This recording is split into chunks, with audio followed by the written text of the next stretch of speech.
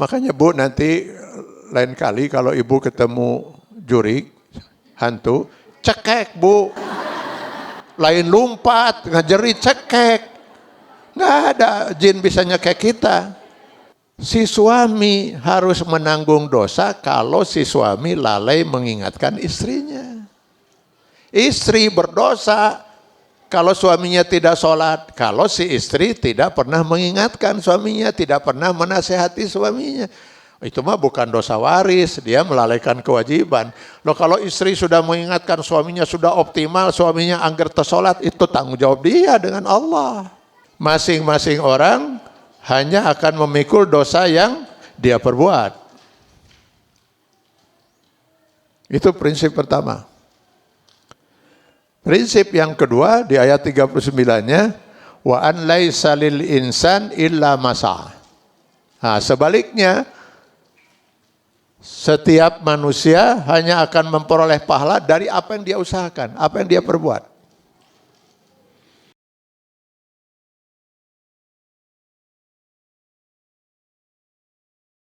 Assalamualaikum warahmatullahi wabarakatuh.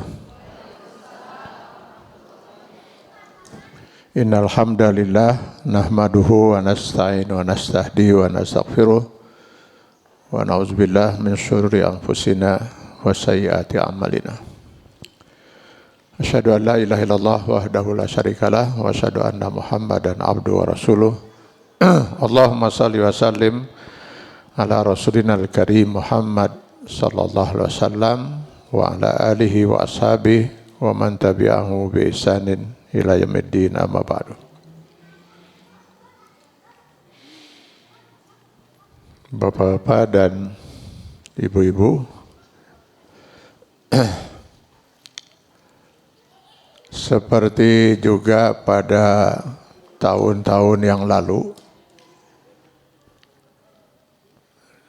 di bulan Syawal, sebagian kita umat Islam disibukkan dengan menyelenggarakan acara halal bihalal. Jangan tanya saya apa artinya, Pak. Saya nggak ngerti itu. Dan ternyata orang Arab juga bingung dengan istilah itu ya. Tapi maksudnya mah jelas gitu ya. Ajang untuk silaturahim dan maaf-memaafkan ya. Ini sudah menjadi budaya khususnya di kita umat Islam di Indonesia. Bahkan sampai kemarin-kemarin saya masih diminta mengisi acara itu. Udah bulan Syawal lagi guys. Sudah lewat ya.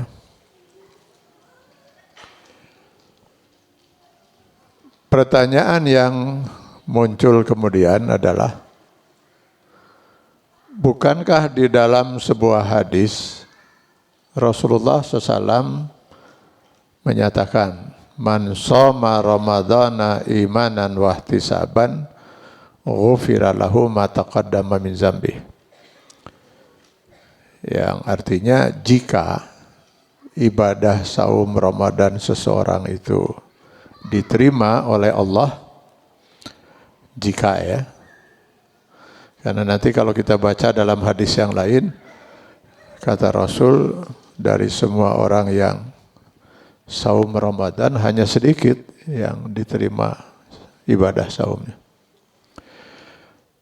Jika ibadah saum Ramadan seseorang itu diterima oleh Allah, maka Allah berkenan untuk mengampuni seluruh dosa yang pernah dia perbuat sebelumnya. Ma taqaddama min dzambih. Nah pertanyaannya, kalau memang dosa kita manusia ini sudah dihapus oleh Allah dengan diterimanya ibadah saum, lalu untuk apa kita menyelenggarakan acara halal bihalal itu? Kan dosa sudah dihapus. Nah itu pertanyaannya. Jawabannya ada pada ayat 135. Quran surah Ali Imran yang tadi dibacakan oleh qori kita. Di mana di dalam ayat 135 Quran surah Ali Imran, Allah dengan tegas menyatakan ada dua jenis dosa manusia.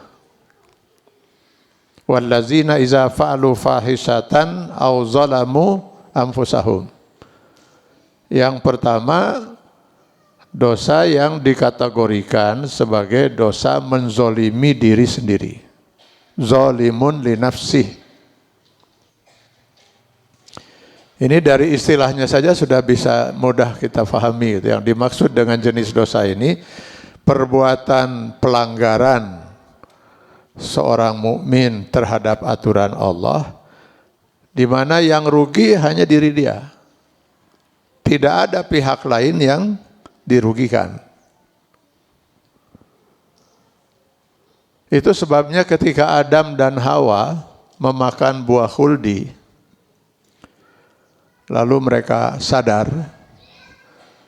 Jadi kalau kita baca di Quran surat Toha 115, Adam dan Hawa itu tidak sengaja melanggar. Mereka berdua lupa kalau buah khuldi itu dilarang. Kok bisa lupa? Saking kuatnya bisikan iblis dan pengaruh iblis itu. Fanasya. Begitu baru satu gigitan, karek sagegel gitu. Nah, mereka berdua sadar. Langsung mereka bertobat pada Allah dengan menyatakan, Rabbana zolamna anfusana. Al-A'raf ayat 23. Nah, ini termasuk dosa menzalimi diri sendiri. Kenapa? Tidak ada pihak yang dirugikan. Lagi pula waktu itu pihak lain belum ada. Keturunan Adam belum lahir.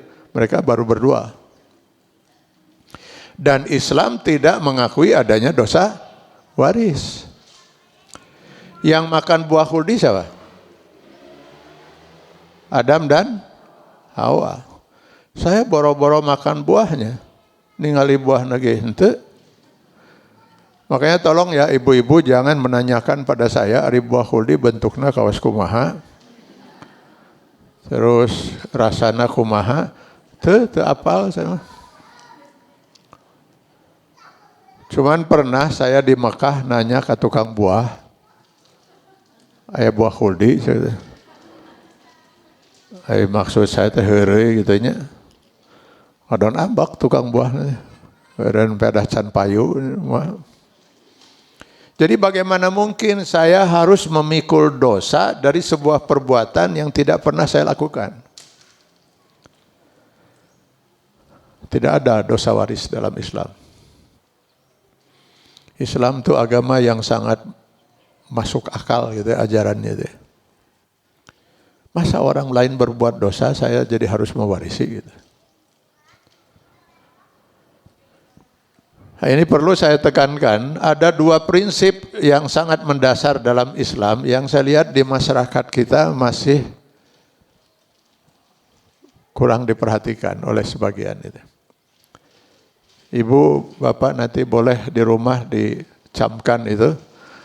Dua prinsip ini ada di ayat 38, 39 Quran surat An-Najm.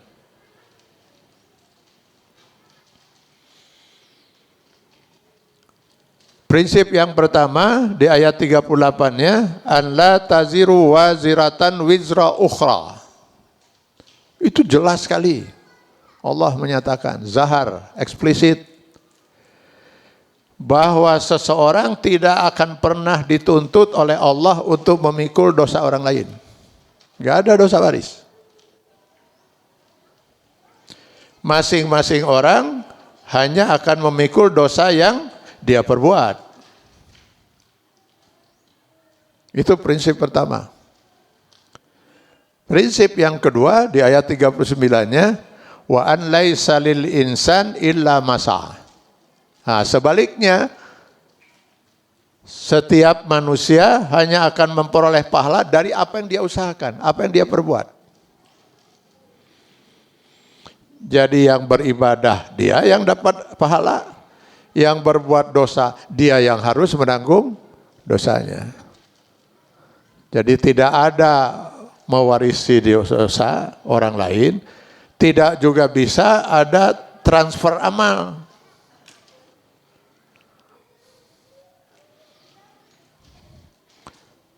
Saya katakan tadi di masyarakat kita masih banyak ini praktek seperti ini. Saya ambil contoh.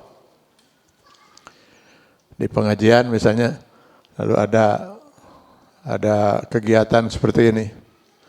Dipimpin oleh seorang. Ila hadrati Sayyidil Mustafa Rasulullah SAW. Al-Fatihah. Meraca Al-Fatihah. Lalu setelah selesai, Auladolin amin. Ila hadrati Syekh Abdul Qadir Jalani. Al-Fatihah. Al-Fatihah meraca. Nanti wa khususan, khususannya lebih istimewanya lagi. Ila arwah, siapa sebutin namanya? Al-Fatihah. Al-Fatihah. Masih ada enggak praktek seperti itu? Ya? Nah, sekarang ila hadrati itu apa artinya? Ditujukan kepada. Jadi kalau ibu punya keluarga di Arab, nggak bisa bahasa Indonesia, lalu dia ngirim surat, harapannya nanti di Indonesia aya nu nerjemahkeun itu yakin di amplopnya itu tertulis ila hadrati, ditujukan kepada. Jadi ditujukan kepada Rasulullah Al-Fatihah, kepada Syekh Abdul Qadir Jalani Al-Fatihah. Jadi Al-Fatihah kersaha.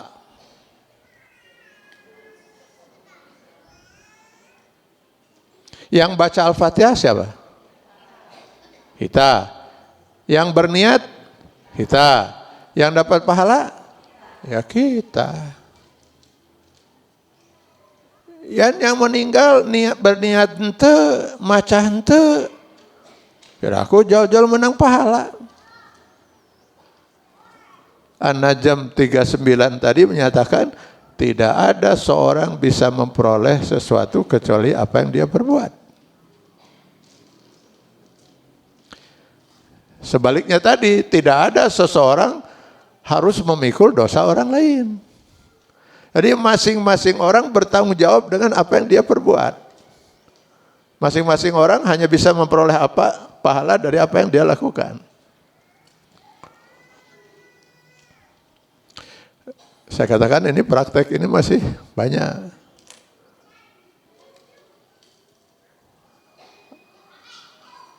Ada badal haji, badal umroh.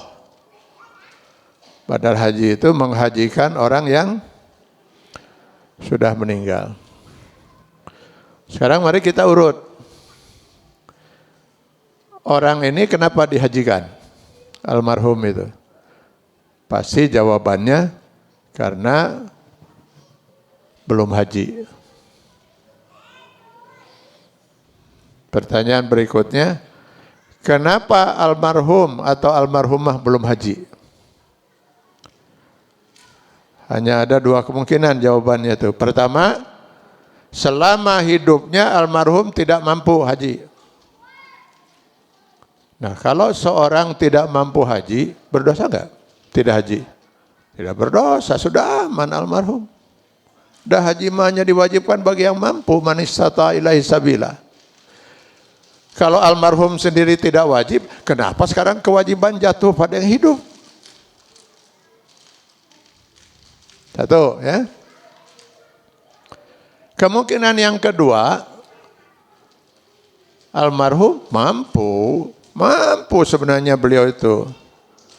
Tapi gitu, setiap diingetin, Bapak gerah haji, tahun hareup lah. Tahun berikutnya diingetin lagi, Pak Haji, Pak, apaan cek saya tahun hareup. Terus saya unggal tahun hareup, maut. Berdosa enggak? Berdosa enggak almarhum melalaikan kewajiban hajinya? Berdosa kan? Nah, apakah dosa almarhum bisa diwarisi oleh orang lain? Kan tadi prinsipnya Nabi Adam yang berdosa, kenapa kita harus mewarisi? Enggak ada dosa waris dalam Islam. An-Najm 38. Andai kata seorang berdosa karena tidak haji, bisa diganti dosanya, ditebus oleh anak-anaknya misalnya atau oleh orang lain dengan badal haji. Kenapa dosa tidak sholat, tidak ada badal sholat? Padahal yang paling pertama akan dihisab oleh Allah di akhirat nanti apa? Sholat. Makanya si almarhum itu selain tidak haji, tara sholat. Lalu ada badal sholat. Bahkan almarhum itu di samping tara sholat, tara saum. Oh, badal saum oke. Ini bisa-bisa nanti banyak orang tua yang malas beribadah, Pak. Yang penting banyak anak. Cukuplah anak 7 misalnya. Nah, nanti tinggal dikumpulkan anak yang 7 itu, tinggal dia mengatakan, anak-anak, bapak kan belum haji. Jadi nanti kalau bapak meninggal, tolong dibadalan hajinya.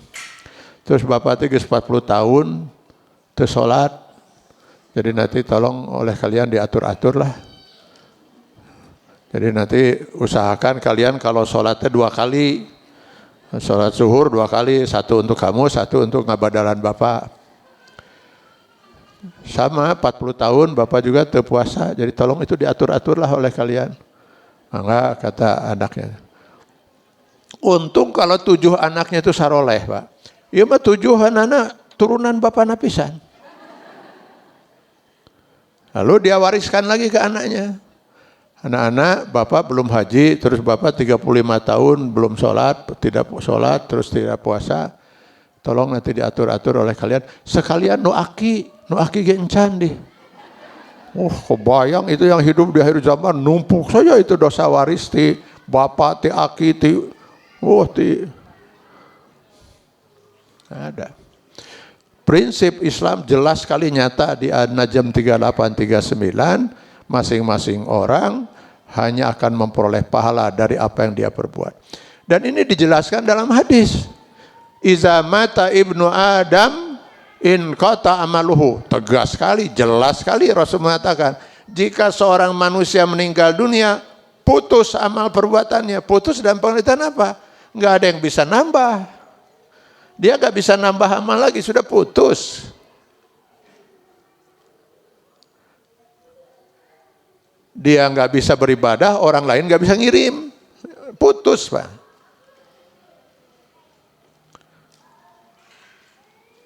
Kecuali 3. Nah ini kan hadisnya.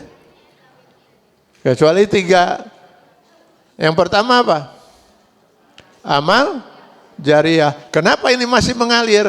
Karya almarhum. Jadi harus karya, nggak bisa karya batur. Waktu dia hidup, dia pernah membangun sumur. Bikin sumur di kampungnya itu. Sekarang dia sudah meninggal, sumur itu masih dipakai oleh masyarakat. Ngalir karya dia. Nggak bisa karya batur. Yang kedua apa? Ilmu yang bermanfaat. Karya dia waktu hidup, dia mengajarkan ilmu ke anaknya, ke istrinya, ke orang lain. Sekarang dia sudah meninggal dunia, ilmu itu masih terus dimanfaatkan. Mengalir karya dia. Doa anak yang karya dia. Kenapa ditekankan anak yang soleh? Apakah doa orang yang soleh yang bukan anak tidak diterima oleh Allah? Diterima. Semua doa orang yang soleh, istri yang solehah, suami yang soleh, tetangga yang soleh, teman yang soleh, batur nu soleh, itu kalau berdoa akan diterima oleh Allah. Kenapa ditekankan anak dalam hadis ini? Karya. Karena dia belum tentu punya karya untuk anak batur. Tapi kalau anak sendiri piraku terdidik oleh dia. Sehingga kalau orang tua itu kemudian tidak mendidik anak, sehingga anak itu akhirnya jadi anak yang durhaka. Meninggal si orang tua. Lalu anak yang durhaka ini alhamdulillah terpengaruh oleh lingkungan. Akhirnya dia sadar, tobat, jadi anak yang soleh.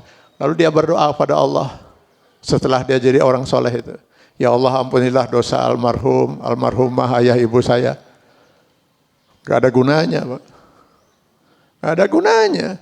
Si orang tua itu harus bertanggung jawab di hadapan Allah karena kelalaian dia mendidik anak.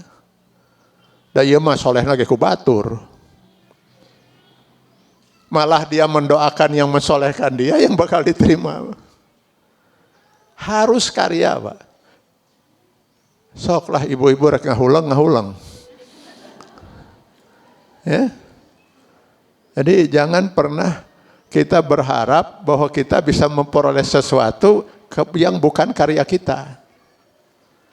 Maka kita harus berbuat, harus berkarya dalam hidup ini. Masing-masing kita akan memperoleh hasil dari karya kita, masing-masing kita harus bertanggung jawab dari perbuatan kita. Ya. Ya konon jadi sepi kayak.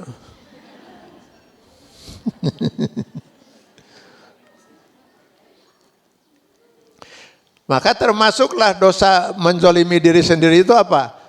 Seorang dengan sengaja melalaikan kewajiban sholat. Siapa harus menanggung dosa itu? Ya diri dia. Masa seorang suami tidak sholat, istrinya harus ikut menanggung?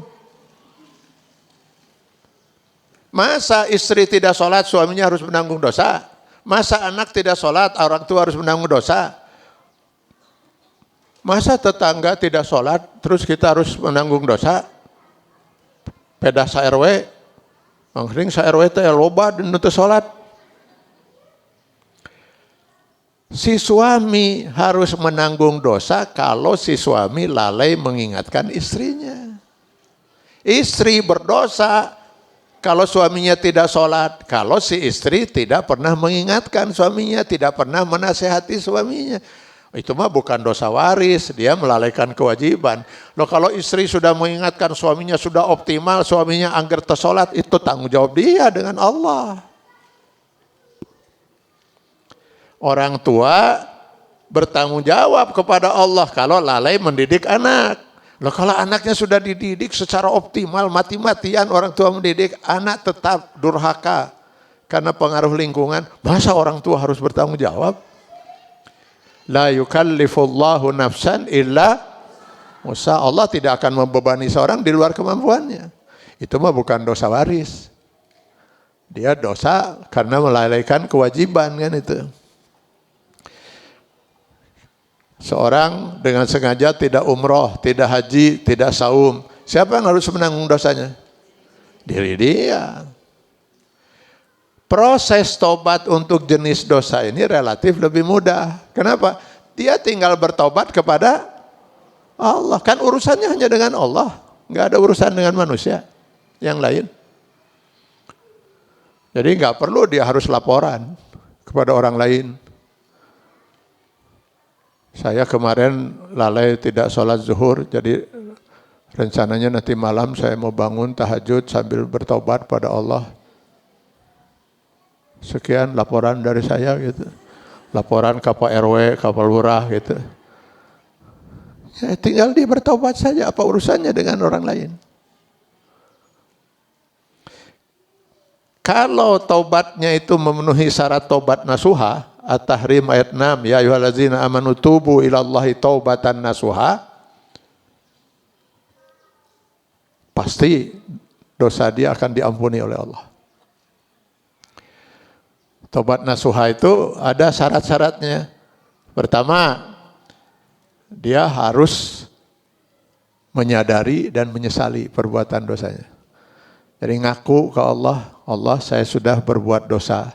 Saya sadar, saya salah, saya minta ampun. Ini tolong diperhatikan ini, persyaratan yang Allah tentukan untuk seorang bertobat pada Allah. Supaya nanti kita bisa memahami kenapa kita harus mengaku kalau kita meminta maaf pada orang lain. Allah saja yang maha pengampun memberi syarat ini. Kudu ngaku heula, menyatakan menyesal, itu syarat pertama. Yang kedua, dia harus berazam. Berazam itu apa? Bertekad. Jadi bukan hanya sekedar niat. Hari niat mah sesuatu yang tersirat dalam hati. Ini mah tekad. Saya bertekad Allah, saya tidak akan pernah mengulang lagi perbuatan dosa ini. Moal deui-deui gitu lah. Dua. Yang ketiga, dia harus memperbanyak berzikir dan istighfar. Itu bisa dilihat masih di Al-Imran 135 ya. Zakarullaha fastaghfaru lizunubihim. Mengingat Allah itu, ya artinya dia selalu ingat pada Allah. Dengan mengingat Allah, nggak mungkin seorang berbuat dosa. Istighfar, ya memohon ampun pada Allah. Di antaranya dengan mengucapkan Astaghfirullahalazim, atau ada Sayyidul Istighfar. Apa itu? Allahumma anta rabbi. Hafal nih? Hafal ya, alhamdulillah. Berapa sudah itu? 3. Yang keempat, syarat untuk dia tobat pada Allah itu, dia harus membuktikan jika dia benar-benar bertobat dengan meningkatkan amal soleh. Kalau dosanya itu, kesalahannya itu dia sudah menyebabkan murtad, dia harus beriman lagi, baru beramal soleh. Ini bisa dilihat di ayat 70-71 Quran surat Al-Furqan.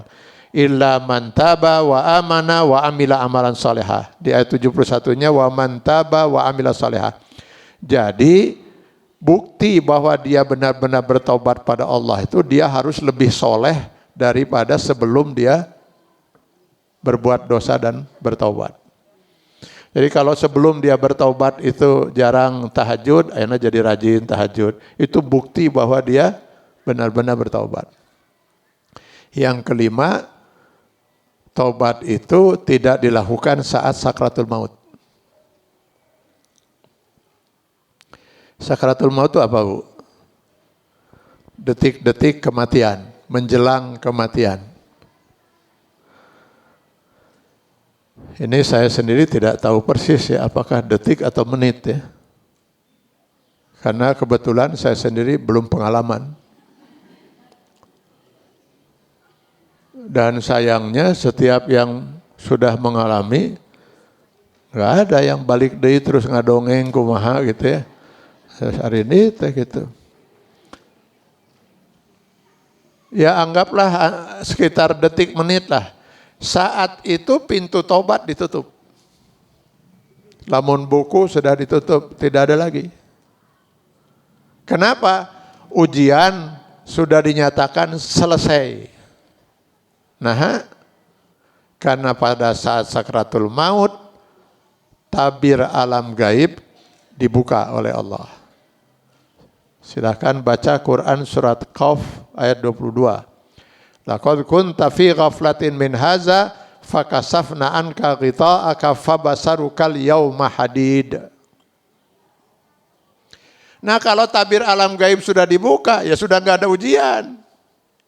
Karena ujian keimanan itu kita harus mengimani sesuatu yang gaib. Allazina yu'minuna bil gaib di awal Al-Baqarah itu. Apa yang disebut gaib? Tidak bisa direkam oleh indera kita, nggak bisa diolah oleh akal. Coba lihat rukun iman yang 6. Semuanya gaib. Diawali dengan iman pada Allah. Allah zat yang maha gaib. Makanya kenapa banyak manusia yang kafir? Ya karena nggak bisa melihat. Coba kalau sekarang Allah itu bisa nyata dilihat. Nggak mungkin ada yang kafir. Coba kalau sekarang kita bisa melihat surga dan neraka. Hebat kalau ada orang berbuat maksiat. Gak akan ada.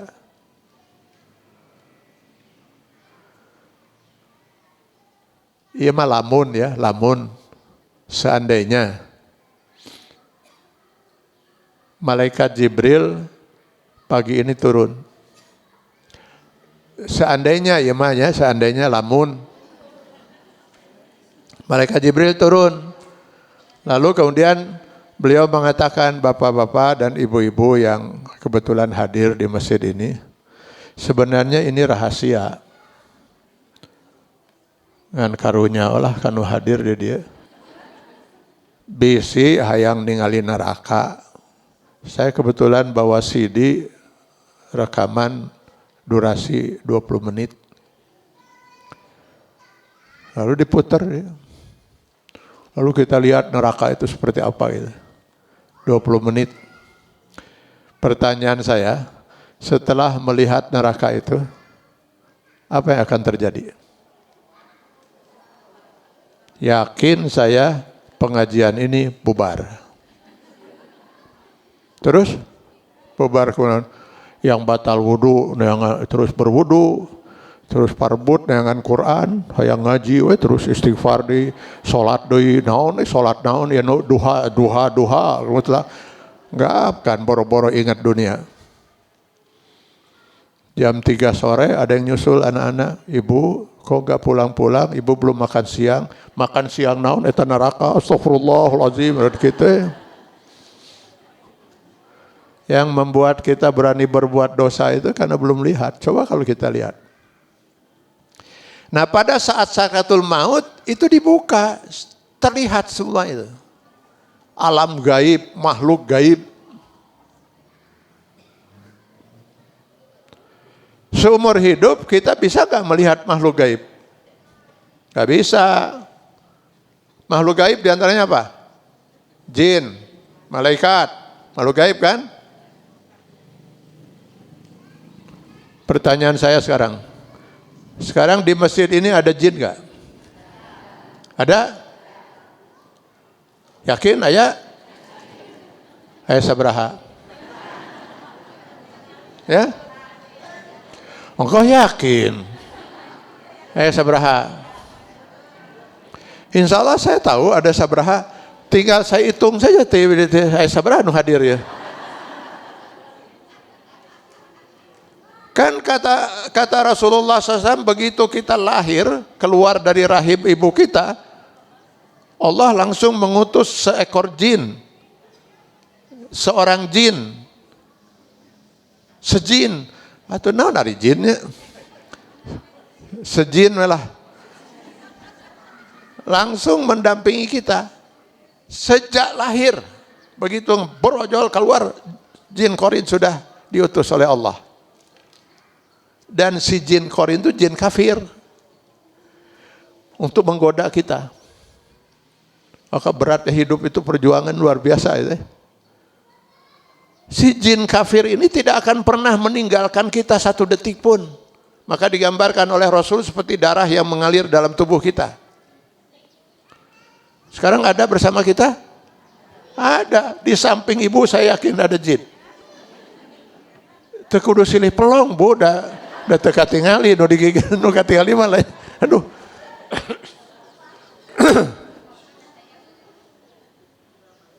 Si jin ini tidak akan pernah meninggalkan kita kecuali kalau dia mati. Meninggal dia. Tarik, ganti lagi oleh Allah, oleh jin korin yang lain. Terus. Atau dia masuk Islam. Karena dia terkagum-kagum oleh kesolehan ibu, akhirnya dia masuk Islam. Begitu masuk Islam, tarik lagi oleh Allah, ganti deh kuno kafir. Gitu. Mudah-mudahan ibu sudah mengislamkan banyak jin. Gitu. Mana jinnya? Nyata tinggal, ada makhluk gaib. Ada nggak malaikat sekarang ini? Ada. Paling tidak malaikat raqib dan mana? Nyata tinggali. Jin dan malaikat itu hanya bisa dilihat oleh kita sebelum sakratul maut kalau dia berwujud makhluk bumi. Jadi oleh Allah diberi kemampuan dia untuk berwujud. Bisa berwujud manusia, jin itu bisa berwujud binatang. Ketika dia berwujud manusia, nah itulah yang oleh masyarakat disebut hantu. Ada yang diberi nama genderuwo, nu jongkung gede, ada yang disebut kuntilanak, ada yang nu leletik, dugul, tuyul. Mana pernah Allah menyatakan bahwa Allah menciptakan makhluk bernama tuyul? Kuntilanak sok tingali dina Quran aya? Enggak ada. Itu siapa mereka ini? Jin sedang berwujud. Baru bisa kita lihat. Kalau dia berwujud, kita semua bisa melihat. Ini andai kata jin korin yang di sebelah saya berwujud sekarang, manusia, kita ibu bisa melihat semua. Terus kenapa dia nggak mau berwujud? Jadi Allah sudah ngatur sedemikian rupa. Kalau dia berwujud, berlakulah hukum penyerupaan. Saya cekik dia, mati. Saya lagi pegang pisau, saya tusuk, mati dia. Dia bisa mencekik kita? Tidak bisa. Jadi ketika dia berwujud, dia lemah. Makanya nggak mau berwujud. Wah, kalau jin bisa nyekek orang mah beak, orang dicekekan ku jin. Sekarang ibu lagi tidur tengah malam. Jin nggak bisa masuk ke rumah yang terkunci? Bisa, dia bisa dalam wujud aslinya. Bisa bisa nebus tembok. Begitu sampai di kamar ibu, berwujud dia manusia. Ibu lagi tidur, cekekan hiji-hiji. Wah, beak atuh orang dicekekan. Berwujud dia menjadi lemah. Makanya nggak berani dia berwujud. Makanya Bu, nanti lain kali kalau ibu ketemu jurik, hantu, cekek Bu. Lain lompat, ngajerit, cekek. Nggak ada jin bisa nyekek kita.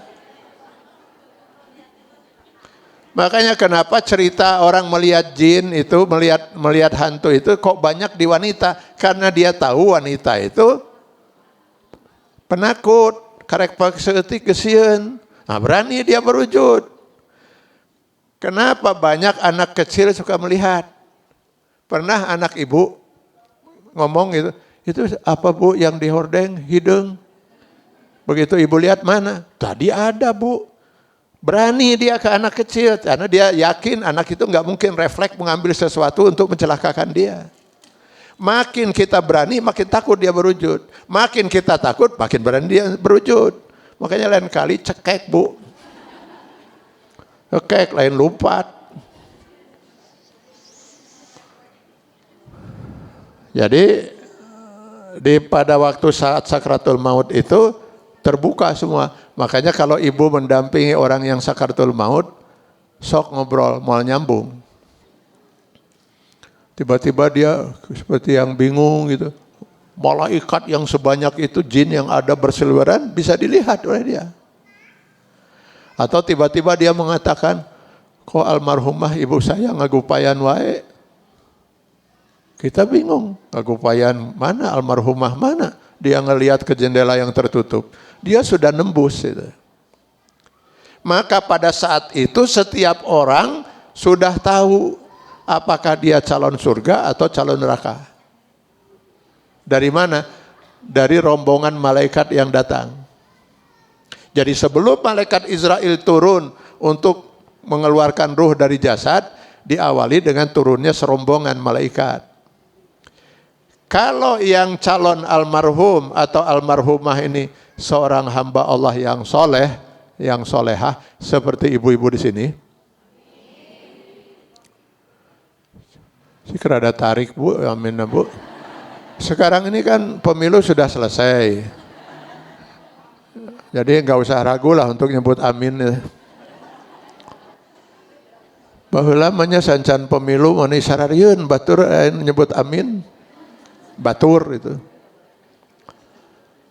Maka kalau dia seorang hamba yang saleh, nah itu bisa dibaca di An-Nahl 32. Yang datang rombongan malaikat yang langsung menyapa calon almarhum, salamun alaikum udkhulul jannata bima kuntum ta'malun. Selamat atasmu, kami datang untuk menjemputmu sampai mengantarkan kamu ke dalam surga oleh sebab amal perbuatan yang kamu lakukan.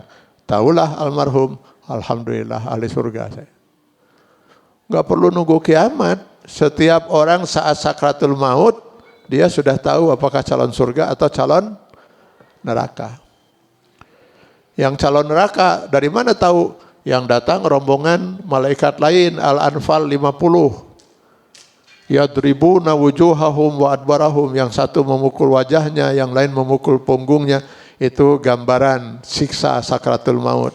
Maka dengan itu sudah tahu dia bahwa dirinya calon neraka. Itu sebabnya pintu tobat ditutup. Karena pada waktu itu pasti semua orang tobat. Ujian sudah selesai.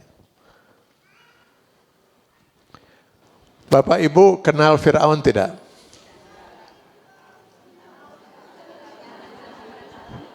Fir'aun yang di zaman Nabi Musa maksud saya. Tahu? Ya, iya maksud saya tahu. Iya itu lain kenal-kenal wawuh gitu. Bari lagi kernaon kudu kenal jeung Firaun. Dia mengklaim dirinya sebagai Tuhan.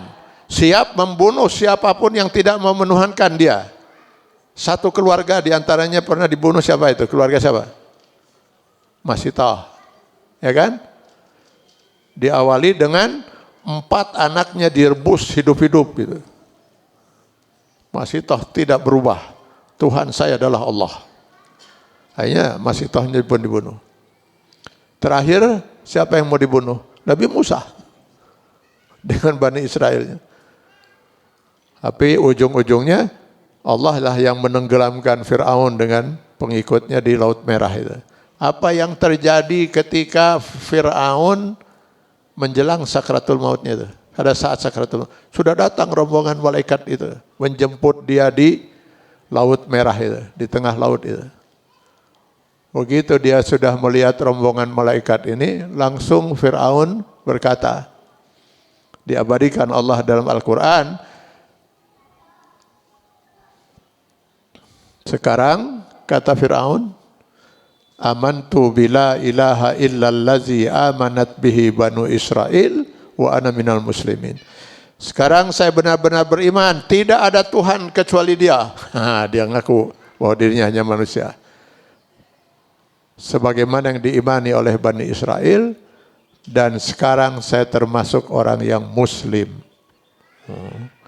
Terlambat atau kabeh ge pasti sararea ge taubat ari geus kitu. Makanya ibu sebenarnya percuma saja kita membimbing orang yang sudah sakaratul maut. Bu, istighfar bu, sudah enggak ada gunanya. Tapi karena kita tidak tahu apakah sakratul maut sampai maut itu hitungannya detik menit, apakah seorang itu sudah sakratul maut atau belum, dan gak mungkin kita tanya kan, gak mungkin kan orang sedang sakratul maut kita nanya, bu kumaha bu ibu tahu sakratul maut? Atos lah. Acan, emang nggak tuh istighfar gitu kan, nggak mungkin karena kita nggak tahu, sudah bimbing saja bu, istighfar bu, la ilaha illallah bu, baca ini, terserah dia nanti gitu. Mudah-mudahan 1 detik 2 detik 5 detik sebelum sakratul maut dia masih bisa taubat, tapi begitu sakratul maut dibuka tabir alam gaib sudah nggak bisa lagi taubat itu. Ini untuk dosa jenis yang pertama. Semua para ulama sepakat, dosa jenis yang pertama ini pasti akan dihapus oleh Allah. Kalau dia tobatnya diterima atau ibadah saum dia diterima oleh Allah. Enggak ada perbedaan di antara para ulama. Ini akan hapus semua. Justru yang berat sebenarnya Bapak Ibu sekalian, dosa jenis kedua, yaitu dosa yang disebut dengan dosa fahisah. Apa yang dimaksud dosa fahisah? Perbuatan dosa seseorang karena melanggar aturan Allah, yang rugi bukan hanya diri dia, tapi ada pihak lain yang ikut dirugikan. Zalimun li nafsi wa zalimun li ghairi. Dia telah menzalimi dirinya sekaligus menzalimi batur. Nah sayangnya ibu-ibu, bapak-bapak sekalian, jenis dosa ini justru yang terbanyak. Contohnya apa? Ya banyak. Mencuri, merampok, korupsi, menipu, membunuh, berzina, menggunjing, memfitnah,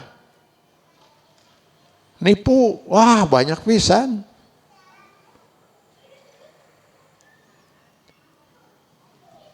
Proses tobat untuk jenis yang ini lebih berat. Kenapa? Nambah 1 syarat lagi. Sebelum dia bertobat pada Allah dengan mengikuti, memenuhi 5 syarat tadi, dia harus terlebih dahulu menyelesaikan dengan pihak orang yang dia zolimi. Baru dia bisa bertobat. Jadi nggak bisa, Bu, dalam prinsip Islam.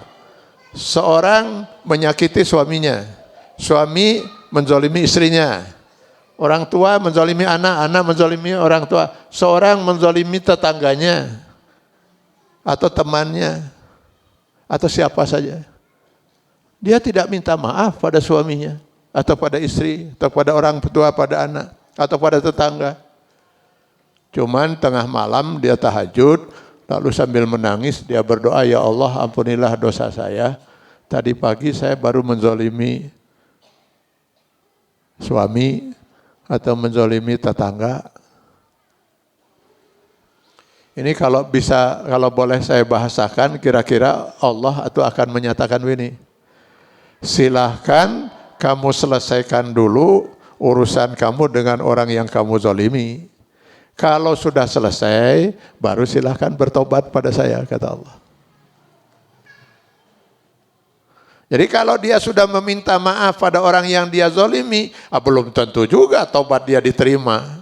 Karena dia masih harus memenuhi 5 yang tadi itu. Apalagi kalau dia tidak meminta maaf. Allah menolak untuk mengampuni. Nah, para ulama berkeyakinan, tadi, kalau saum Ramadan seseorang itu diterima, dosa menzolimi diri sendiri yang tadi, pasti itu dihapus.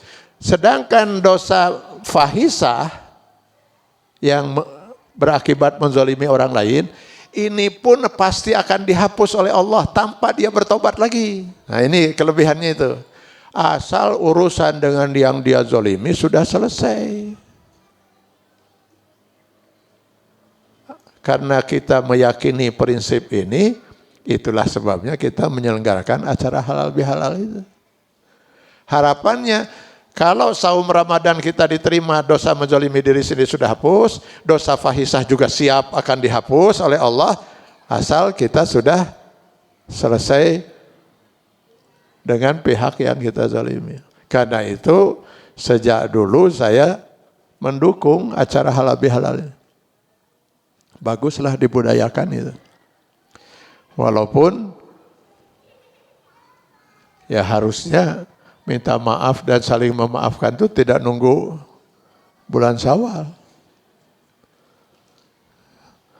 Yang terbaik itu begitu kita melakukan kesalahan, kita selesaikan hari takene. Bisi kaburu maut. Yang kita zalimi atau kita sendiri yang berbuat. Itu pertama. Yang kedua, saya melihat yang namanya acara halal bihalal ini yang berjalan selama ini lebih bersifat seremonial, tidak menyentuh hakikat saling maaf-memaafkan. Biasanya acaranya dibuka oleh MC, lalu kemudian pembacaan ayat suci Al-Quran dan sari tilawah, terus laporan dari ketua panitia sekaligus sambutan.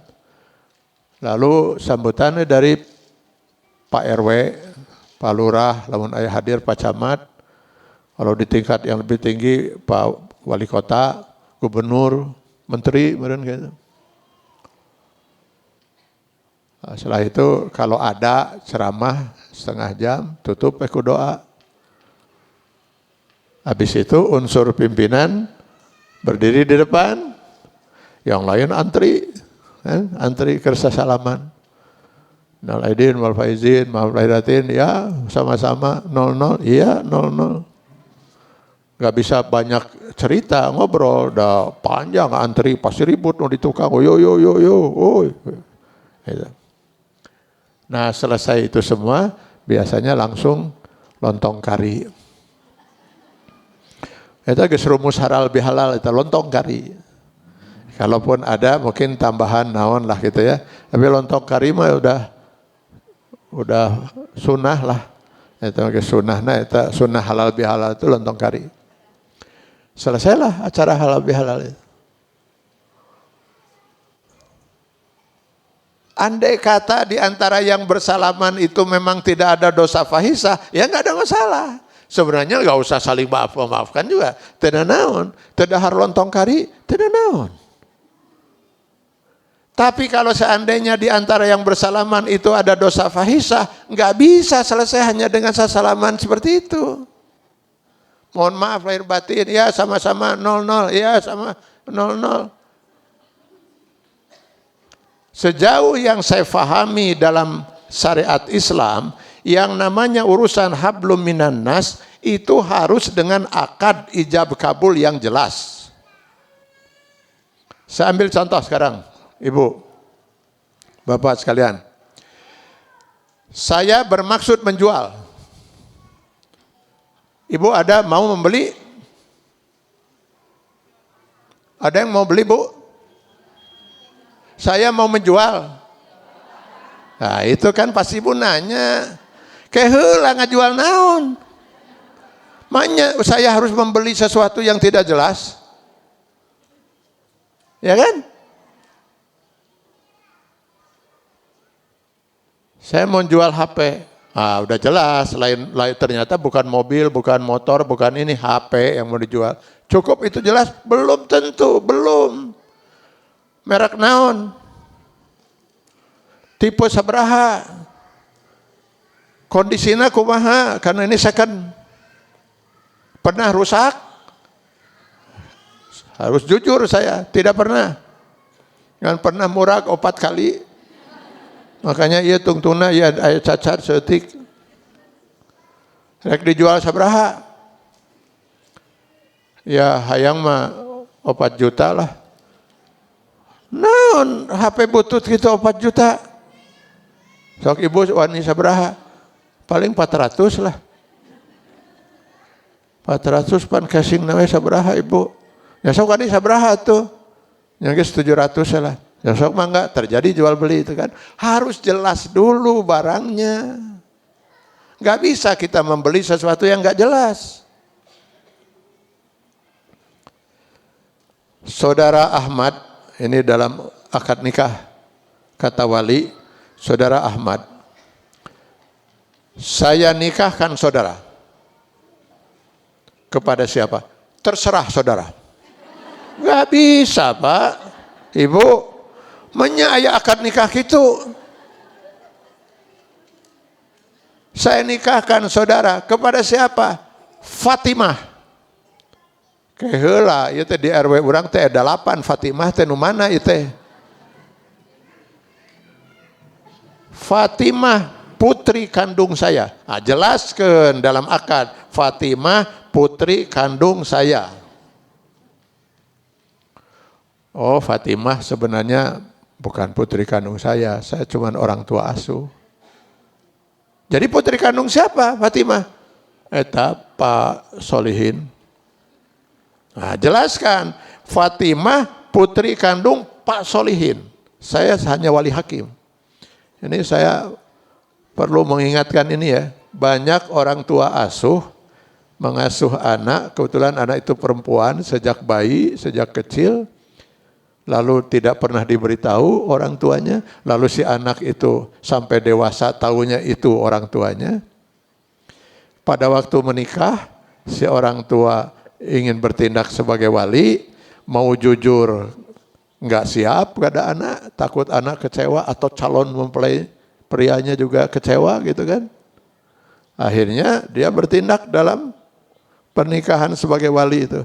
Saya nikahkan saudara kepada siapa, misalnya Aisyah putri kandung saya. Padahal bukan putri kandungnya. Sudah terjadi kebohongan dalam akad itu.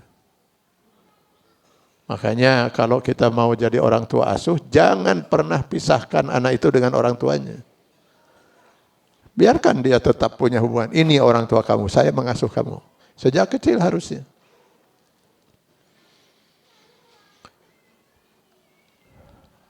Terus, mas kawin mau disebut? Sebut. Ya sebut atuh. Dengan mas kawin 30 miliar.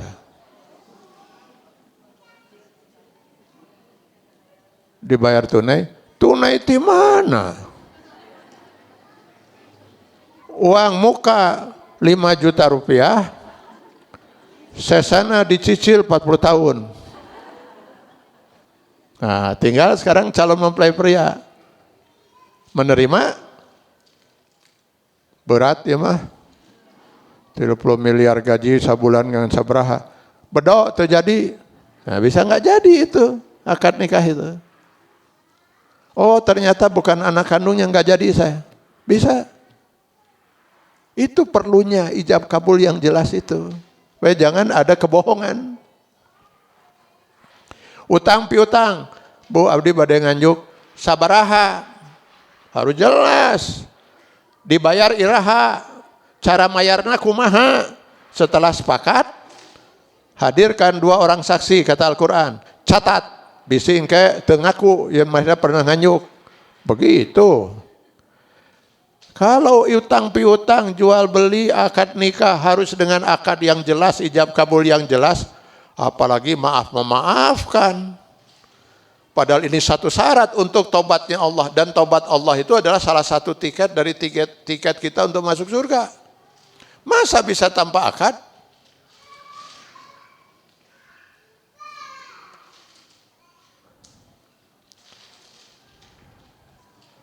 Soklah ngahulang. Atau kita ganti saja tema kita hari ini nih ngahulang, Pak. Ya, ngahulang itu.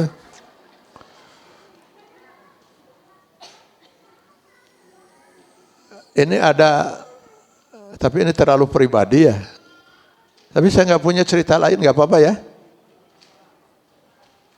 Kalau di hari raya atau di bukan hari raya, lagi kumpul misalnya keluarga gitu, saya, istri, anak-anak, menantu gitu. Lalu pada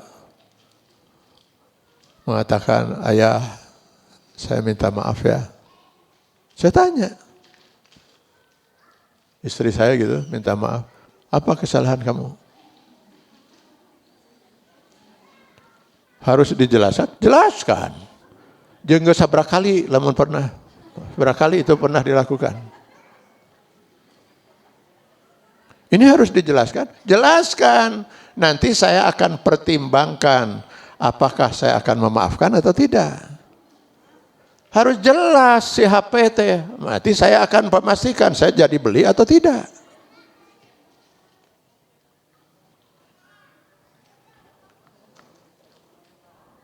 Nyata pohodei. Ingat-ingat dulu.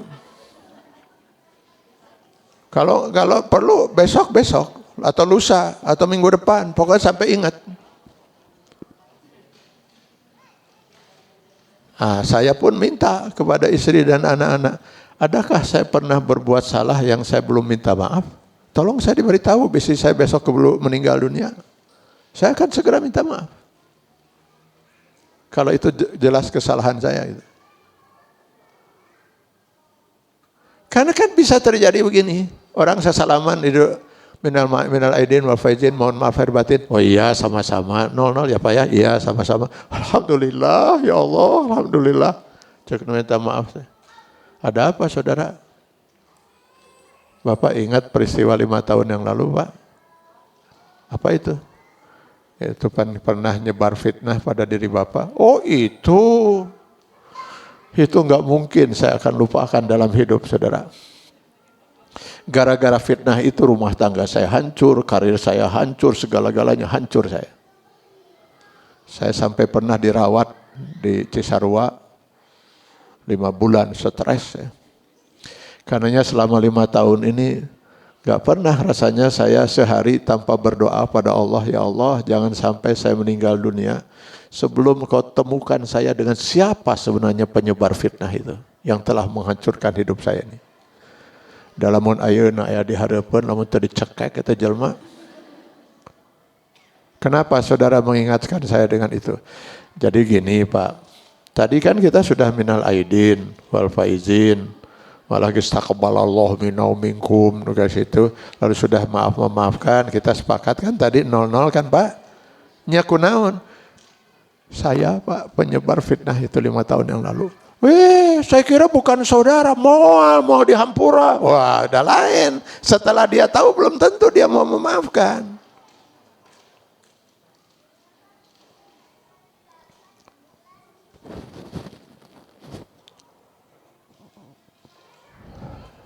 Pertanyaannya, kenapa Allah membuat aturan seperti ini? Urusan manusia harus didahulukan sebelum urusan dia dengan Allah. Pertama, begitulah Allah memuliakan hak manusia. Lalu kenapa harus sampai ngaku gini? Supaya setiap orang berpikir 1000 kali untuk berani menzalimi orang lain.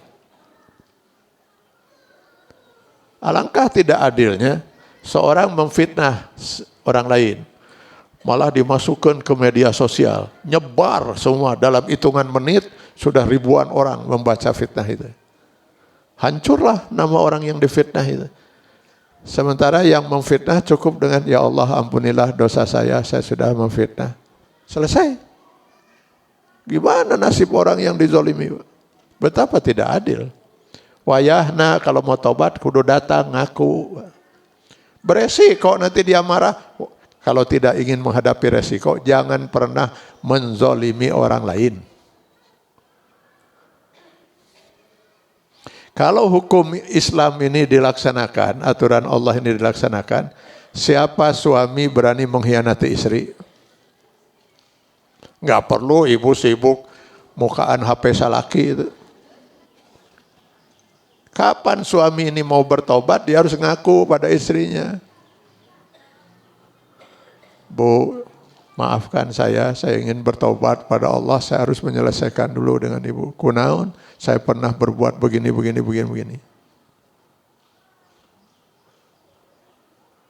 Atau nanti hubungan dengan istri yang tadinya aman-aman bisa jadi rame, malah bisa jadi putus dan sebagainya, cerai malah. Oh, Bapak tidak siap menghadapi itu? Enggak saya. Jangan pernah menzalimi, selesai. Itu maksud Islam.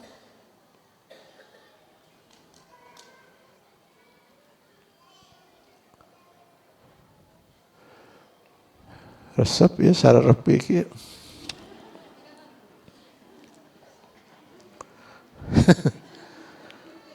Saya nggak siap menghadapi resiko. Ada resiko hukum lagi di dunia kalau saya ngaku bahwa saya telah yang memfitnah, bahwa saya kena nanti hukum ini dan sebagainya. Tidak siap saya. Ya nggak apa-apa. Jadi mau ngaku, berarti taubatnya nggak gantung. Allah tidak akan mau mengampuni. Nggak gantung nepi ka iraha. Ya sampai dia ngaku. Loh yang dizalimi sekarang sudah meninggal atau dia sendiri sudah meninggal, berarti urusannya hanya akan selesai di akhirat. Gak mungkin tidak selesai, tidak adil. Disitulah di akhirat pengadilan yang maha adil itu. Masuklah dia dalam hadis Rasulullah SAW. Atadruna ma huwal muflis, tahukah kalian siapa manusia yang paling bangkrut di akhirat nanti? Manusia yang paling bangkrut, kata Rasulullah, orang yang berbuat dosa fahisah, tidak diselesaikan di dunia. Berarti taubat dia nggak gantung. Baru nanti dia selesaikan di akhirat oleh Allah di yaumil hisab. Harus selesai. Nggak bisa yang dizolimi terus tidak memperoleh haknya. Nggak bisa orang yang berbuat zolim lalu tidak merasakan akibatnya. Caranya gimana Allah? Kata Rasul, kalau orang yang berbuat zalim ini punya dosa, punya amalnya diambil oleh Allah. Sesuai dengan kadar kezalimannya, Allah Maha Adil. Diambil untuk apa? Dibayarkan kepada orang yang dia zalimi. Jadi ibu, kalau ada orang menzalimi ibu, orangnya nggak mau ngaku dan nggak mau minta maaf, dua yang ibu harus lakukan. Pertama, sabar dengan kezaliman itu. Dan yang kedua, bersyukur. Boga tabungan.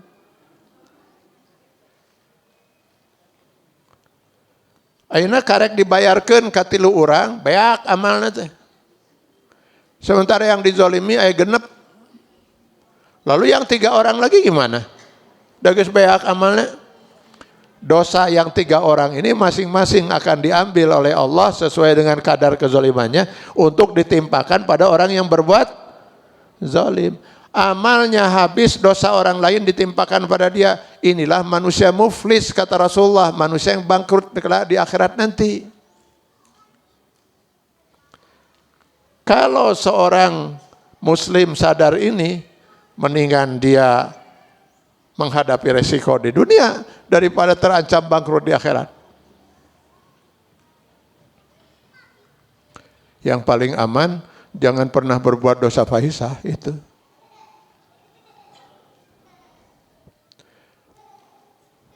Sekarang ibu-ibu dan bapak-bapak bayangkan saja, ini bayangkan. Bagaimana kalau yang dizolimi itu 278 juta rakyat? Selama 5 tahun, selama 10 tahun, rek arasup sorga ti panto mana? Saya kalau melihat ini, ya Allah, nararekat ini orang-orang ini.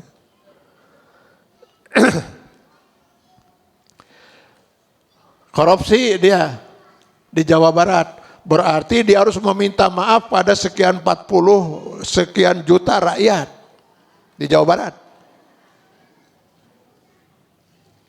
Kalau prinsip Islam ini dilaksanakan, kosong itu suka miskin. Gak ada orang korupsi. Gimana dia harus bisa menyelesaikan? Selesai dengan dia pergi umroh? Bisa selesai, Pak. Harus selesai dengan orang yang dia zalimi.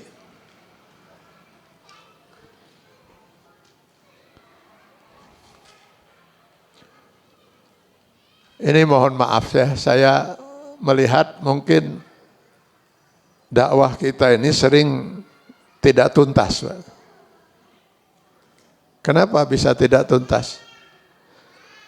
Karena dakwah kita lain dengan dakwah di zaman Rasul. Kalau di zaman Rasul, orang berdakwah mencari yang didakwahi, Pak. Ke pasar-pasar, kemana dakwah gitu kan. Kalau sekarang kan dai diundang. Telepon, Ustadz bisa ngisi tanggal sekian? Oh bisa, kami tunggu ya Ustadz. Dakwah malah di amplopan deh. Maka yang diundang berharap diundang deui. Supaya diundang deui, maka janganlah suka cerita-cerita nu matak pikasieun. Sehingga banyak akhirnya dakwah kita itu lebih banyak hiburan. Supaya orang senang, dia bisa diundang lagi. Sehingga nanti ada istilah gini, itu Ustadz ya kalau berdakwah bawaannya tuh sejuk ke hati itu. Sehingga saya walaupun ya sering berbuat dosa, tenang kasayna teh. Coba diundang lilah Ustadz itu. Tah kalau Ustadz yang satu lagi, ya Allah, itu mau baru 5 menit, udah bicara dosa, bicara neraka, bicara azab Allah, bicara pernah sekali saya dengar itu 3 malam saya gak bisa tidur. Cik usul ke panitia coret. Tong diundang deui teh Ustaz teh radikal tama. Akhirnya dakwah enggak tuntas. Ya dah. Nanti kalau saya sampaikan gini ada yang tersinggung. Ya pasti tersinggung.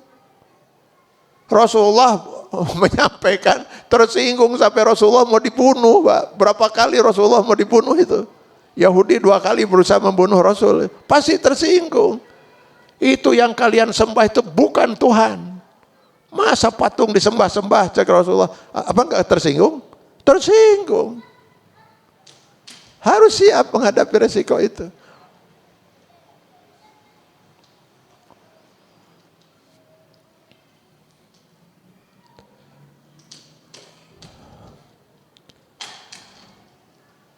Nah terakhir ini ya, bayangkan oleh ibu, bapak sekalian, bagaimana kalau yang dizolimi itu justru orang yang seharusnya paling kita cintai setelah Allah dan Rasulnya. Siapa? Kedua orang tua. Wah ini lebih berat lagi. Karena orang tua itu punya posisi yang sangat luar biasa mulia di sisi Allah. Sampai Rasul mengatakan ridha Allah tergantung pada ridha kedua orang tua. Murka Allah tergantung pada murka kedua orang tua.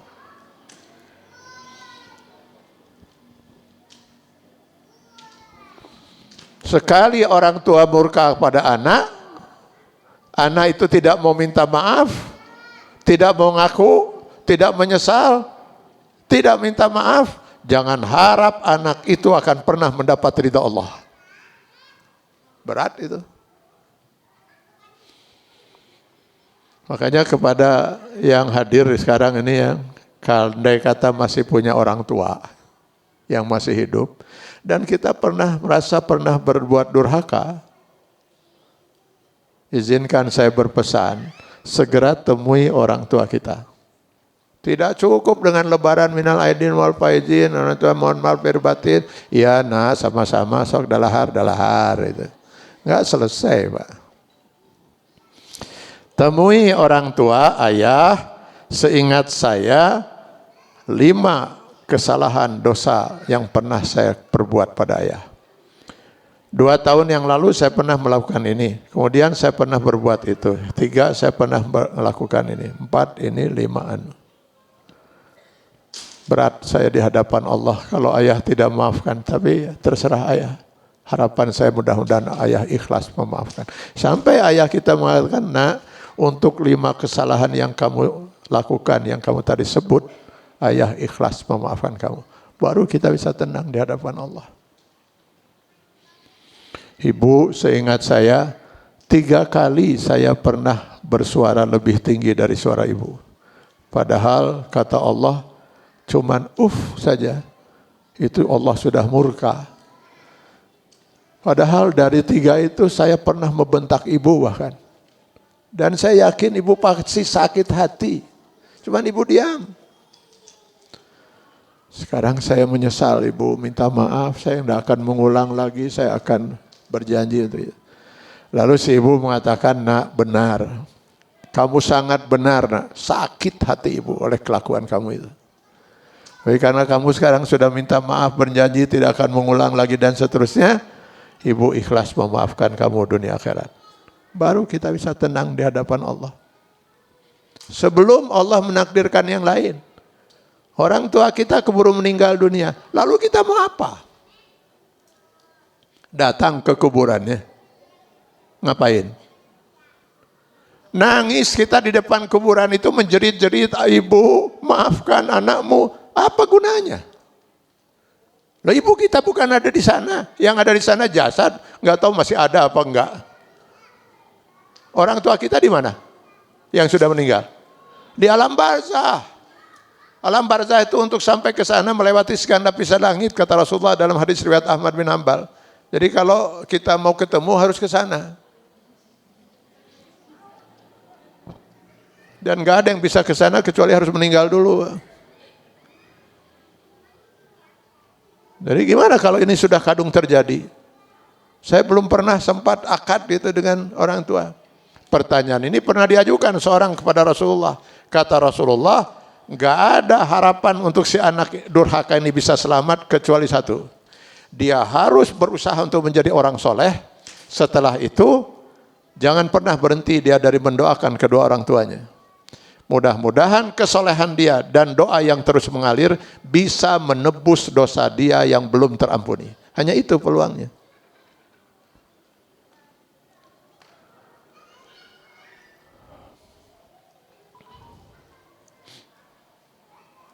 Terus gimana kalau begini? Anak nggak mau minta maaf. Orang yang berutang nggak mau bayar, padahal bisa. Ya sudahlah, Allah saya ikhlaskan aja. Yang berutang itu saya bebaskan. Anak saya maafkan aja lah Allah. Nggak ada gunanya, Bu. Ibu yang berpahala karena kebesaran jiwa ibu seperti itu. Si anak ya tetap durhaka. Lihat tadi Allah yang maha pengampun saja untuk kita bertobat. Ya Allah, saya sadar, saya menyesal. Saya bertekad tidak akan mengulang lagi. Ya Allah, saya akan buktikan saya betul-betul bertobat dengan meningkat amal saleh. Ya dengan beristighfar, berzikir. Harus begitu kepada Allah yang maha pengampun aja. Kudu ngaku. Masa sekarang anak cici ngerasa terdosa, jol-jol. Selesai saja.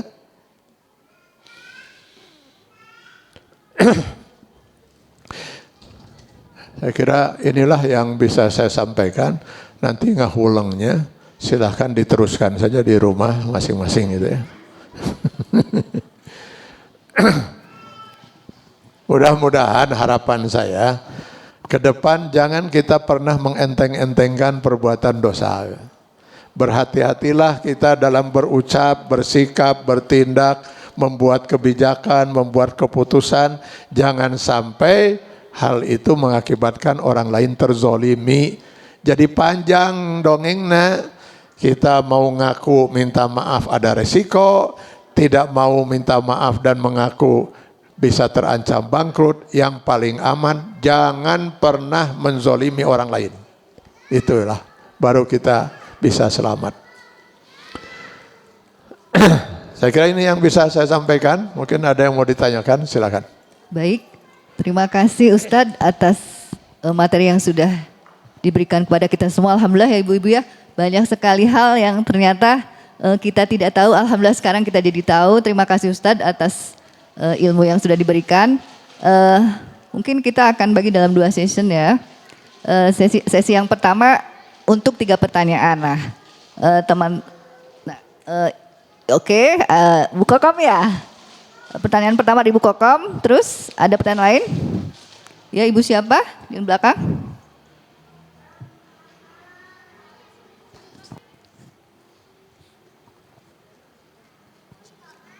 Ibu siapa, Bu?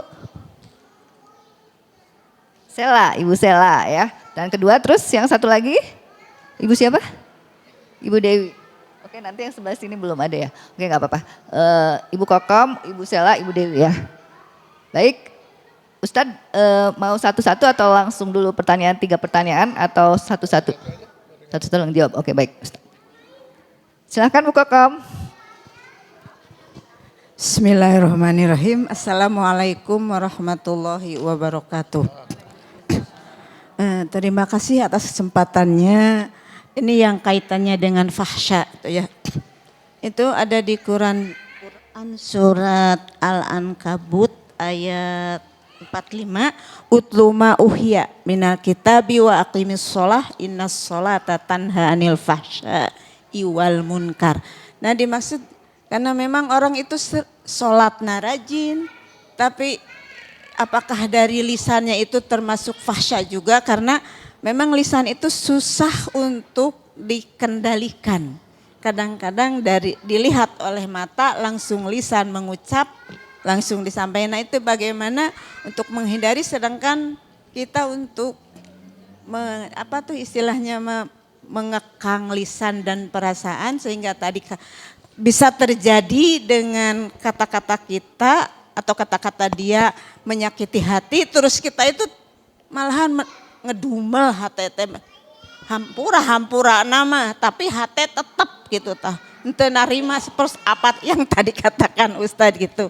Nah ini padahal kita itu suka sholat, tahu gitu setan itu selalu. Nah itu bagaimana sikap kita karena selalu hal seperti itu, sedangkan ini fahsya itu dan munkarnya gimana Ustadz? Terima kasih. Wassalamualaikum warahmatullahi wabarakatuh. Yang pertama, kalau kita yang berbuat fahsya. Yang kedua, kalau orang lain berbuat fahsya lalu minta maaf. Yang pertama, sholat tapi masih berbuat fahsya. Ya berarti can sholat. Atau sholatnya belum benar. Karena itu jaminan dari Allah. Allah nggak mungkin salah. Rasulullah SAW pernah membayangkan begini, mengatakan pada sahabat, wahai para sahabat, bagaimana pendapat kalian tentang seseorang yang tinggal di sebuah rumah? Di depan rumahnya itu mengalir sungai yang deras dan jernih airnya. Si pemilik rumah mandi sehari itu 5 kali. Kira-kira masihkah akan tersisa daki dalam tubuh dia? Para sahabat menjawab, gak mungkin Rasulullah, pasti bersih.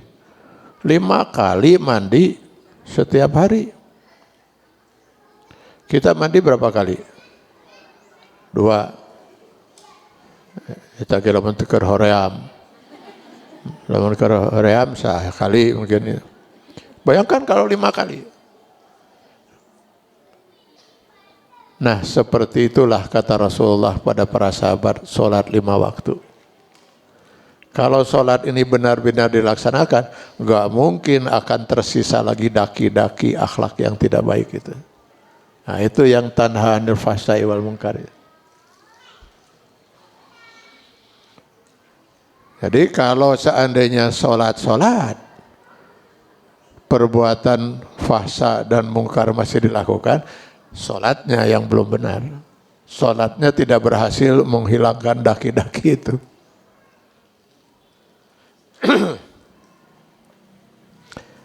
Jawaban yang sama dengan kalau orang lain yang berbuat zalim. Dia sudah sadar, minta maaf, ya harus dimaafkan. Kalau betul dia sudah sadar dan berjanji tidak mengulang, pokoknya persyaratan seperti bertaubat, saya sadar, saya menyesal, saya berjanji, saya tidak akan pernah mengulang lagi, dan sebagainya. Maka kita sudah harus wajib memaafkan. Ciri orang yang bertakwa itu salah satunya wal'afina anin nas. Orang yang siap dengan lapang dada memaafkan selama orang itu sudah sadar dan ingin meminta maaf. Ternyata masih kena kehul gitu ta. Nah itu ya itu kita itu tadi ya harus melatih diri kita. Karena memaafkan itu kita dapat pahala. Kita dapat pertama pahala karena orang menzolimi kita dan kita sabar. Datang orang yang menzolimi itu minta maaf, kita maafkan, menang deh pahala deh. Karena kita mau memaafkan. Nah itu yang harus kita lakukan. Enggak? Sudah, Bu Kokom? Sudah? Oke baik, terima kasih Bu Kokom.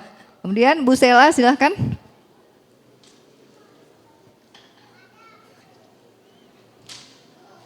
Oh ini panitianya sibuk sekali ya. Kali itu, banyak pahala ya panitia.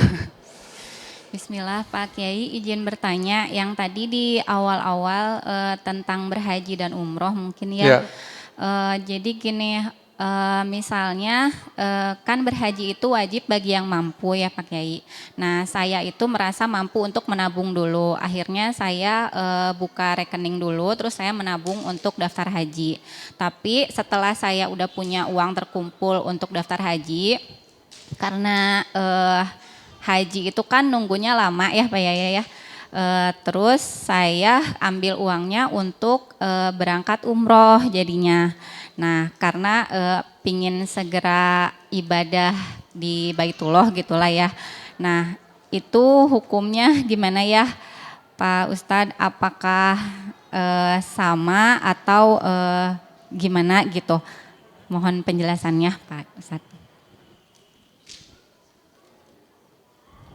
Kalau pertanyaannya apakah sama? Tidak sama. Melaksanakan kewajiban umroh, orang yang melaksanakan kewajiban umroh belum haji.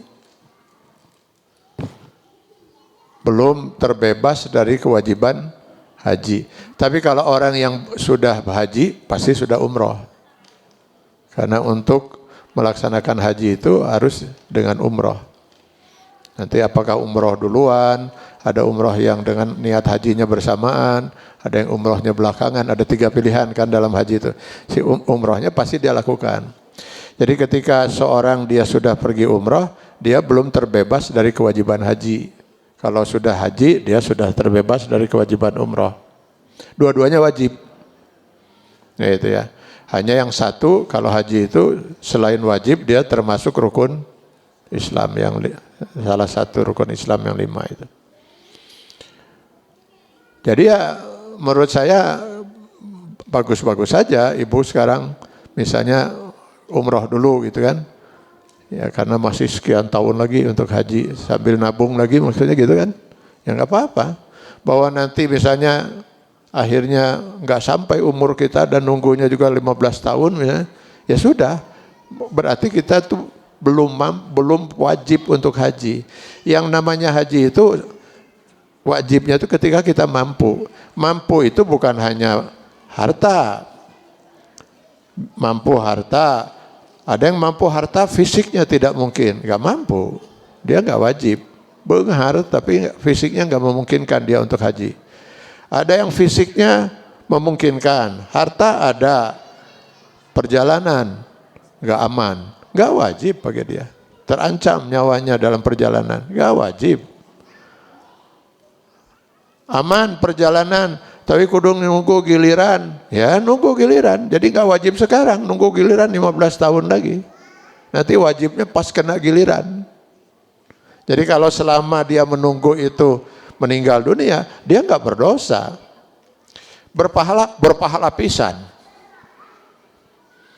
Makanya saya katakan tadi, apa perlunya dihajikan? Loh dia sudah berniat, niat saja sudah dapat pahala. 1 pahala itu. Itulah luar biasanya Allah. Ketika seorang mukmin berniat, dia sudah dapat 1 pahala.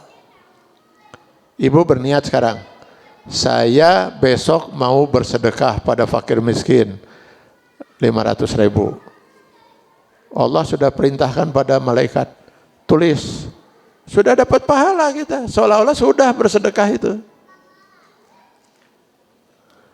Besoknya ibu cari itu fakir miskin, nanya dulu ke orang lain, nanya di mana fakir miskin yang betul-betul membutuhkan. Nanya-nanya guys, nambah itu pahala itu. Begitu setemu fakir miskin, ibu sadar, loh uang kemana? Leungit. Uang hilang yang 500.000 itu. Nggak jadi akhirnya bersedekah itu. Bukan 0. Kemungkinan sudah 9 pahala. Seolah-olah ibu sudah 9 kali bersodakoh 500.000 pada masa kalian can. Jadi ketika niat sudah 1 pahala. Ketika kita berusaha, pahalanya nanti akan dilihat oleh Allah antara 2 sampai 9. Begitu yang bersangkutan akhirnya jadi bersedekah, jadi ya mah bersedekah. Pahalanya antara 10 sampai 700. Itu hadisnya. Jadi sekali kita beramal. Jadi kalau kita sudah berniat, sudah nabung, usaha berarti itu. Oh itu sudah pahalanya udah bukan 1 itu kalau betul niat kita dan usaha kita. Kalaupun tidak jadi itu. Karena memang ketidakmampuan itu tadi. Jadi kalau menurut saya, kalau ibu melihat perhitungan umur, kita lihat ini, nunggu ini bakal lama, bagaimana kalau saya umrah dulu supaya saya bisa melakukan, jangan sampai nanti umrah hente, haji hente. Nah, sudah umrah dululah, nah sambil terus menabung, bagus kalau menurut saya. Kalau memang gilirannya masih lama gitu. Bahwa nanti gara-gara umrah saya akhirnya uang gak siap untuk haji, ya itu kan perhitungan kita kan Pak. Allah akan menuntut kita sesuai dengan perhitungan kita, asal bukan dengan sengaja ingin melalaikan gitu ya. Sama aja sekarang orang mau haji tiba-tiba dia ada kebutuhan yang di luar dugaan. Ada saudaranya yang harus segera ditolong, harus operasi, uang harusnya dipakai dan seterusnya. Habis, nggak jadi. Kan itu di luar kemampuan dia. Itu. Orang yang mampu itu betul-betul dia, sehingga ada riwayat itu yang tidak haji tapi dapat pahala haji karena uang hajinya dipakai untuk menolong orang di kampung yang kelaparan terancam mati itu. Maka dia dapat pahala haji itu. Ya, dalam riwayat. Padahal terjadi hajinya gitu. Nah itulah luar biasanya Allah di dalam memperhitungkan niat dan usaha kita manusia. Ya. Baik, terima kasih Ustadz. Cukup Bu Sela. Pertanyaan ketiga dari Bu Dewi, silakan Bu Dewi. Bismillahirrahmanirrahim. Assalamualaikum warahmatullahi wabarakatuh. Ini Pak Ustadz, saya mau menanyakan tentang amalan-amalan yang sudah terputus Pak Ustadz. Nah, saya mau menanyakan tentang infak atau sodako atau wakaf mengenai Al-Quran untuk kedua orang tua. Apa itu masih bisa tersampaikan Nah, terus yang kedua tentang ba'dal haji untuk kedua orang tua atau soalnya kemarin kita di grup ada suami istri yang mau haji, ternyata istrinya udah pulang duluan, maksudnya meninggal. Nah, terus si suami ini ngobrol di grup, apa bisakah istri saya dibadalkan gitu Pak Ustadz. Nah itu yang mau ditanyakan Pak Ustadz. Makasih Pak Ustadz. Assalamualaikum warahmatullahi wabarakatuh. Assalamualaikum warahmatullahi wabarakatuh. Ya tadi kalau kita berpegang pada prinsip Al-Quran An-Najm 39, masing-masing orang hanya akan bisa memperoleh pahala dari apa yang dia perbuat. Jadi nggak ada badal haji. Sekarang saya bersedekah atas untuk almarhum. Yang berniat bersedekah siapa? Kita. Uang kita. Yang berbuat kita. Yang dapat pahala ya kita.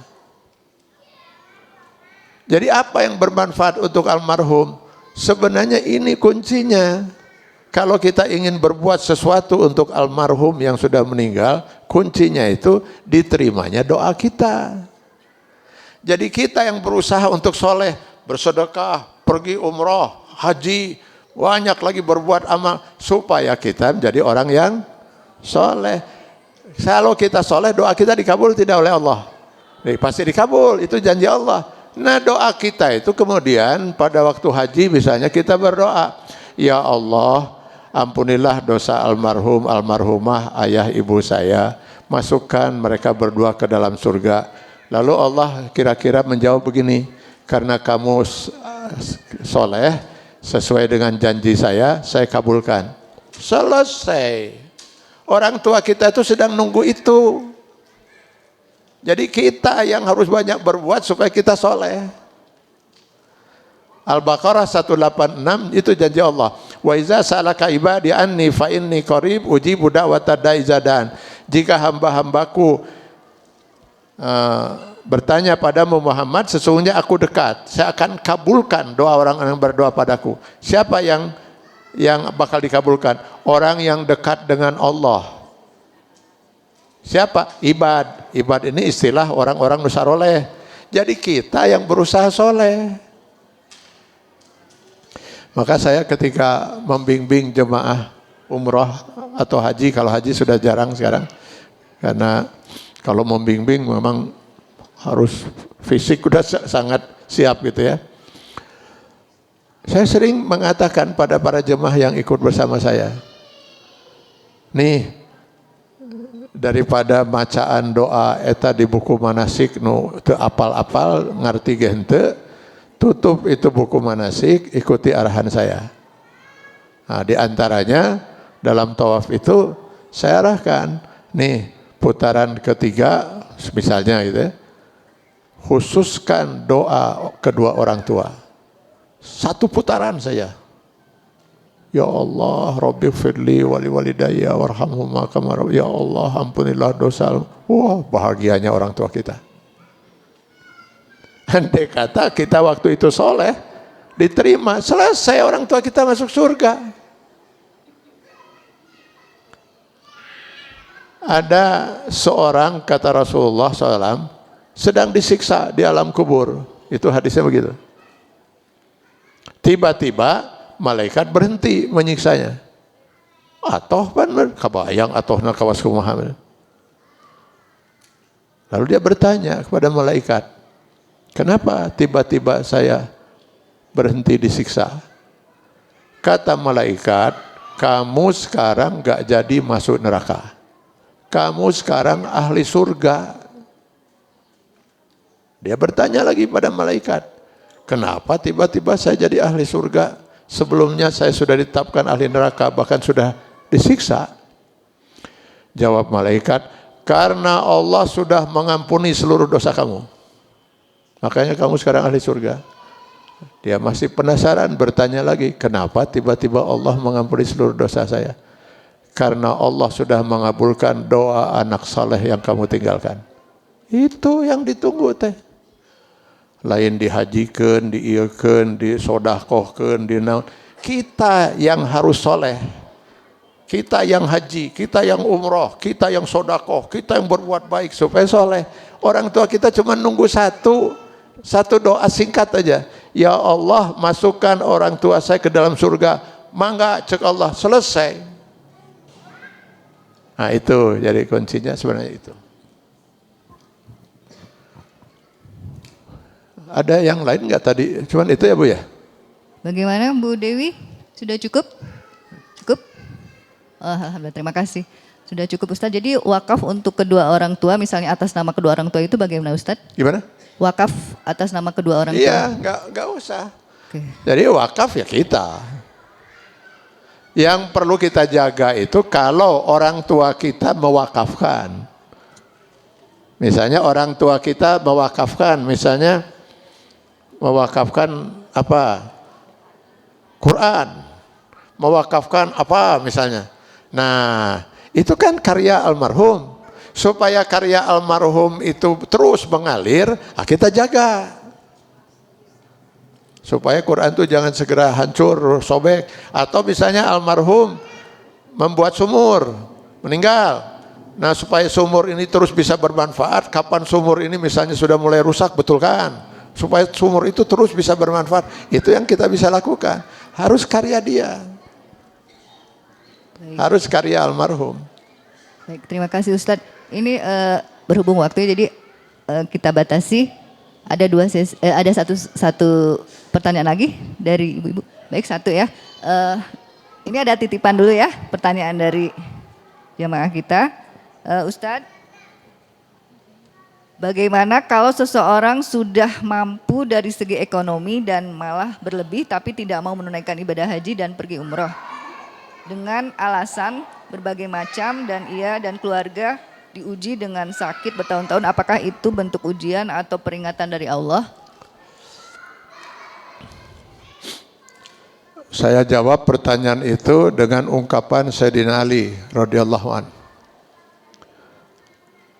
Sayyidina Ali pernah menyatakan, jika ada seorang mukmin mampu haji, lalu dia tidak mau melaksanakan ibadah haji, di akhirat nanti, kata Sayyidina Ali, ini bukan hadis ya, ungkapan Sayyidina Ali.